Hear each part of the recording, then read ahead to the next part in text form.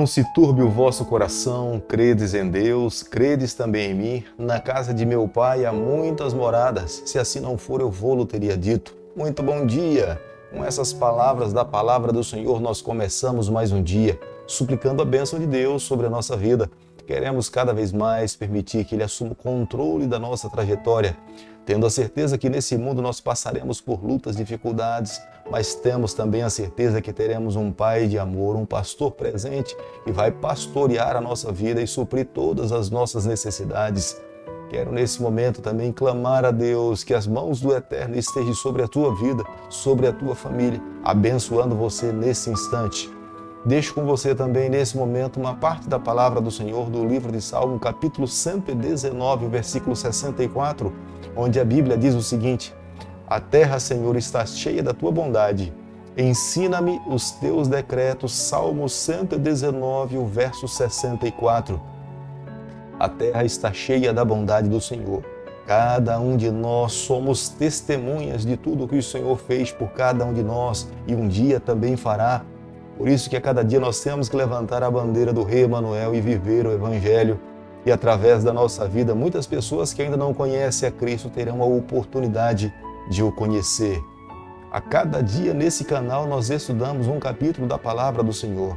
Tivemos a doce alegria de estudarmos o livro de 2 Crônicas e concluímos. E vimos a vulnerabilidade do povo de Deus. Em alguns momentos amavam o Senhor, em outros momentos estavam tão distantes do Senhor. Reis que dedicaram as suas vidas a buscar e aclamar o povo a ser fiel ao Senhor, enquanto outros menosprezaram a fidelidade a Deus. Aqueles que menosprezaram a fidelidade ao Senhor acabaram pagando um alto preço.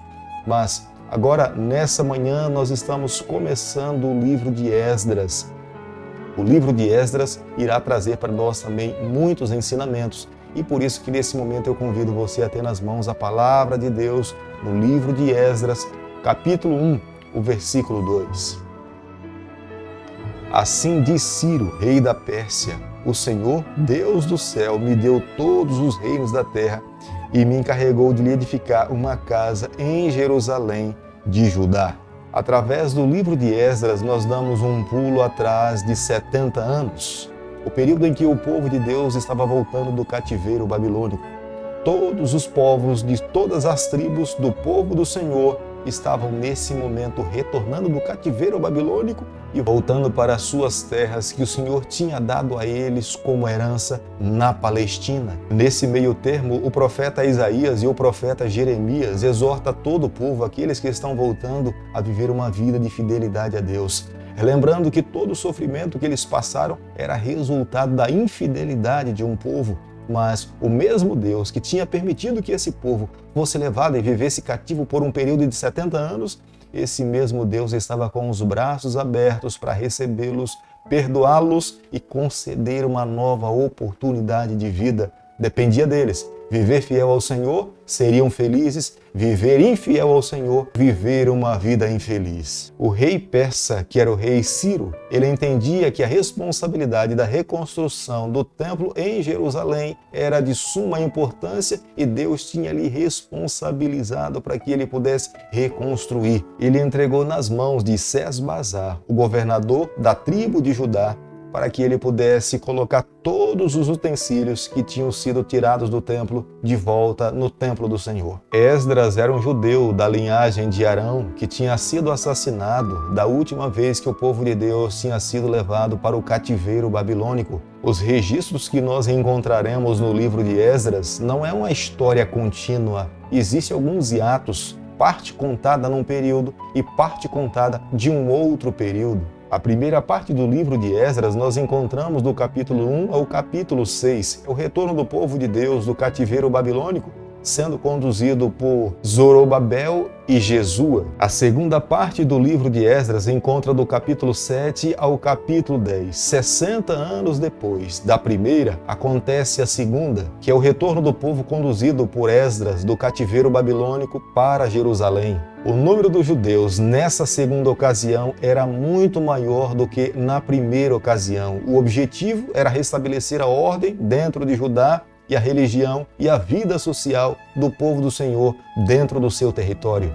O livro de Esdras começa no ano 538 a.C., depois de Nabucodonosor ter destruído Jerusalém e Judá e ter levado o povo para o cativeiro babilônico. Nabucodonosor morreu no ano 562. Ele foi traído por aqueles que estavam ao seu lado dentro do reino. E foi logo depois, em seguida, que o reino persa invadiu Babilônia e o reino Pérsia se tornou o reino mais importante sob a face dessa terra. Tanto os babilônicos como os persas, eles tinham políticas de poder cativar aqueles que estavam cativos dentro do seu território, vivendo como escravos. E eles cuidavam e permitiam que eles pudessem se desenvolver, estudar e ter até propriedades, títulos. Isso nós podemos ver na história, registros da vida de Daniel, Mardoqueu, Esté e outros. Eram pessoas de um território estrangeiro, mas foram tratadas como amigos para que eles pudessem se desenvolver, entre outras pessoas dentro da sociedade. O rei Ciro foi muito mais além do que outros imperadores que foram antes dele. Além de cuidar desses jovens e pessoas que vieram de outras terras, ele permitiu que os judeus voltassem para suas terras, construísse o seu território, construísse o seu templo e voltasse uma vida de adoração ao Senhor. O objetivo dessas ações era levar o povo a viver uma vida leal ao imperador e ampliar as suas fronteiras. Para os judeus, esta era uma nova oportunidade de um novo recomeço. Ciro não era um judeu, mas Deus trabalhou através de Ciro para que o seu povo pudesse voltar para o seu território. A palavra do Senhor é real e verdadeira. O profeta Jeremias já tinha profetizado que depois de 70 anos eles voltariam para o seu cativeiro. A maneira pela qual isso aconteceria eles não sabiam, mas aqueles que confiaram na palavra do Senhor, no poder do Onipotente, no tempo de Deus, diante da profecia do Senhor, todos os exilados voltaram para as suas terras. Ciro emitiu um edito para que eles pudessem reconstruir o templo, voltar à vida religiosa que eles tinham perdido, reconstruir as suas casas, reconstruir os muros da cidade e tudo aquilo que Nabucodonosor um dia tinha roubado, eles tinham nas mãos agora para que mais uma vez pudesse colocar de volta dentro do templo. Quando você enfrentar dificuldades, lutas nas suas vidas, jamais esqueça, nós temos um soberano. Sobre o poder de Deus, sobre a mão do Onipotente, todas as coisas sob a face dessa terra são possíveis. Aquilo que aos olhos humanos é impossível, aos olhos do Senhor tudo é possível. Mas nós precisamos crer, confiar, nos manter seguro nas mãos do Eterno. Ciro, nesse momento, era o homem mais importante sobre a face dessa terra. Ele governava sobre toda a Síria e sobre o território babilônico. A Síria, no passado, tinha deportado o povo do lado norte e Babilônia tinha deportado o povo do lado sul. Mas nesse momento, sobre o poder de Ciro, Ciro dá permissão para que tanto aqueles que tinham sido exilados do lado norte, como aqueles que também tinham sido exilados do lado sul, pudessem voltar para a sua geografia, reconstruir as suas casas, as suas cidades e desenvolver as suas economias. Embora o rei Ciro tenha dado liberdade para que todo o povo pudesse voltar para a sua geografia, apenas 2 tribos se moveram para voltar para as suas terras e reconstruir o templo do Senhor: a tribo de Judá e a tribo de Benjamim. As outras 10 tribos estavam tão bem divididas entre os territórios da Síria e do território babilônico, eles estavam tão envolvidos na sua vida comum, nos trabalhos, nos afazeres cotidianos, que eles menosprezaram a liberdade que Deus estava dando a eles de mais uma vez voltar às suas terras e reconstruir o templo do Senhor. Muitos escolheram permanecer no cativeiro, onde o rei persa Ciro tinha dado liberdade para eles retornarem,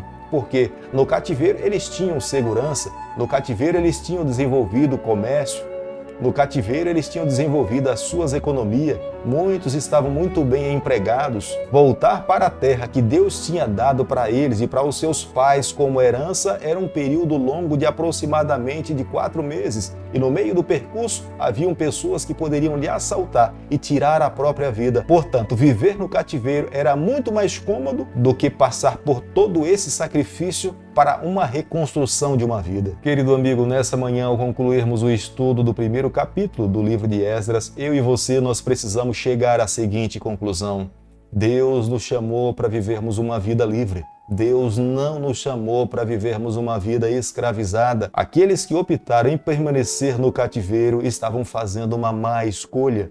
Deus tinha chamado o seu povo para que eles pudessem crescer, se desenvolver e ser uma nação forte, para que pudesse influenciar outras nações a respeito da vinda do Messias a essa terra. Não seriam os bens materiais que deveriam influenciar a vida do seu povo, mas a vida com Deus, uma vida espiritual, deveria ser a referência, a base para um relacionamento com o Senhor e com o seu semelhante. Nos dias em que nós estamos vivendo também, Deus tem um remanescente.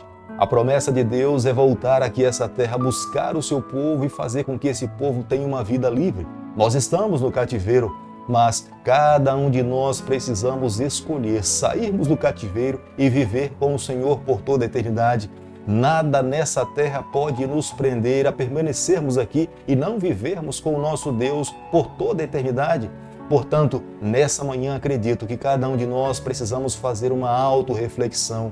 O que é que tem nos impedido de vivermos uma vida pessoal com Deus? O que é que tem prendido a mim e a você a permanecermos nessa terra? Nada que nos prenda sobre a face dessa terra se sobrepõe ao que o nosso Deus tem preparado para cada um de nós. Por isso que nessa manhã eu peço a Deus que o nosso coração esteja na eternidade. Embora os nossos pés ainda permaneçam sob a face dessa terra, mas o nosso coração precisa ser exclusivamente do Senhor.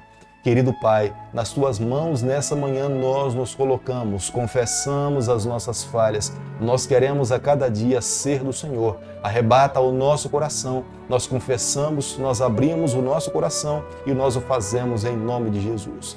Que o Senhor te abençoe e te guarde. Que Ele faça resplandecer o seu rosto sobre você. Que Ele tenha misericórdia de você. Que sobre você nessa manhã Ele levante o seu rosto e conceda a sua paz em nome de Jesus. Amém.